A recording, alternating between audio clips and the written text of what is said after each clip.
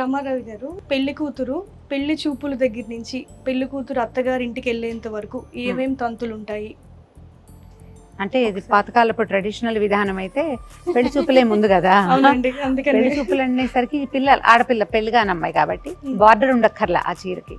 కానీ వివాహం తంతు అయిన తర్వాత అంచులేని చీరలు కట్టుకోకూడదు అంటారు. ఓకే, మనం దేవుడికి పెట్టేటప్పుడు అంచులేని చీర పెట్టకూడదు, ఓకే, అంచులేని చీరలు కట్టుకోకూడదు కూడా. పీటల మీద కూర్చున్నా, ఓకే, ఎవరికైనా పెద్దవాళ్ళకి దండం పెట్టినా, గురు సమ్ముఖానికి వెళ్ళినా, గురువు గారిని కలవడానికి వెళ్తాం, ఓకే. అప్పుడు కూడా అంచులు లేని బట్ట కట్టుకోకూడదు. అంచులు లేని బట్ట కట్టుకుంటే అశుభం.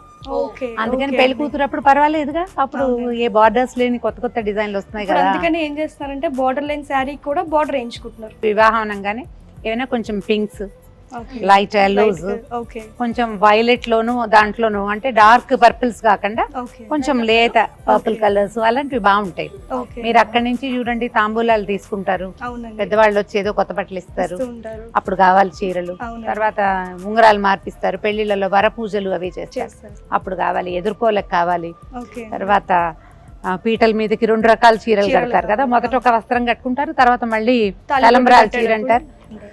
అయితే ఇప్పుడు ట్రెండ్ ఎలా వచ్చింది, మనకి పట్టే కట్టుకుంటున్నారు, దాని మీద పసుపడిన పర్వాలా, తలంబ్రాల పడిన మధుపర్కాల్లో పర్వాలా, కూడా పట్టు ఉన్నాయి. పట్టు వచ్చినాయి. వచ్చాయి.